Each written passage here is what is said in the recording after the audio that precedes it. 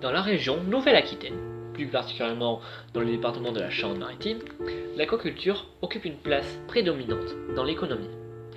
Par exemple, l'ostréiculture est apparue dans le courant du XIXe siècle quand les clercs ont remplacé les marais salants sur le littoral en raison du déclin de la saliculture.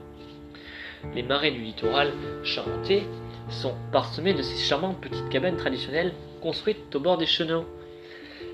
Des cabanes souvent en bois, peintes de couleurs vives et au toit de tuiles. Des circuits de découverte sont proposés où les professionnels expliquent leur métier de l'élevage de l'huître en mer à leur affinage dans les clairs. Ce qui fait la spécificité des huîtres de Marne-Oléron réside dans leur affinage en clair.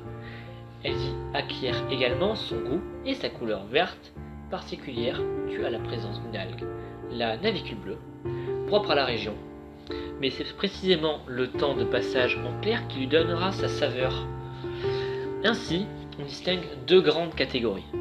Les fines de clair, qui y séjournent 1 à 2 mois, dont la chair est ferme et qui développent des saveurs de noisettes, et les spéciales de clair, affinées durant au moins 2 mois, dont la chair est plus ferme et le goût plus prononcé.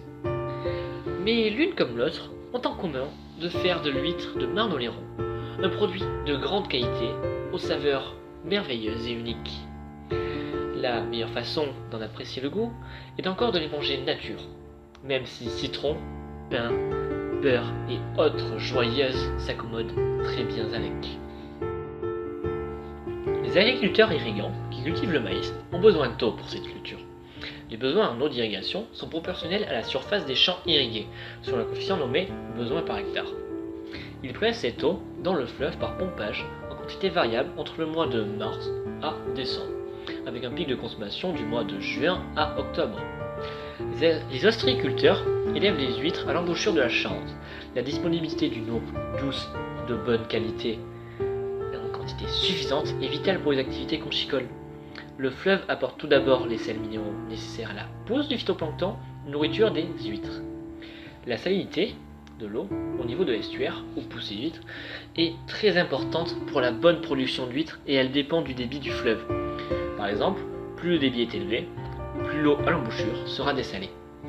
En simplifiant, c'est essentiel en été, lors des mois de juin à septembre, que la larve d'huître avant captage et le naissin d'huître ont besoin d'une eau peu salée et d'une salinité égale ou inférieure à 30%. L'agriculture intensive et peu écologique du département pompe l'eau sans se soucier de ce qu'il se passe en aval et déverse des pesticides et pollutions diverses dans les cours d'eau, jusqu'à l'embouchure où se situe la baie de Marne-Oléron. Bouleversant les écosystèmes et la biodiversité dans un même temps, les chiffres parlent d'eux-mêmes et sont alarmants. Sur 100 larves d'huîtres, 8 sont commercialisées. 10 000 tonnes d'huîtres de perdues chaque année. Et pour les moules, 60 à 80% de mortalité. Or, c'est en changeant les mentalités qu'il sera possible de remédier au problème. Le sol ne doit plus être considéré comme un support, mais comme un organisme vivant. Diverses solutions existent, comme les rotations de culture, qui permettent le repos de la terre, et les plantes légumineuses qui, elles, permettent de réduire l'utilisation d'engrais. Il est aussi possible de favoriser les auxiliaires de culture et les associations de culture afin de lutter contre les ravageurs et maladies, ainsi que d'augmenter la pollinisation de vos plantes.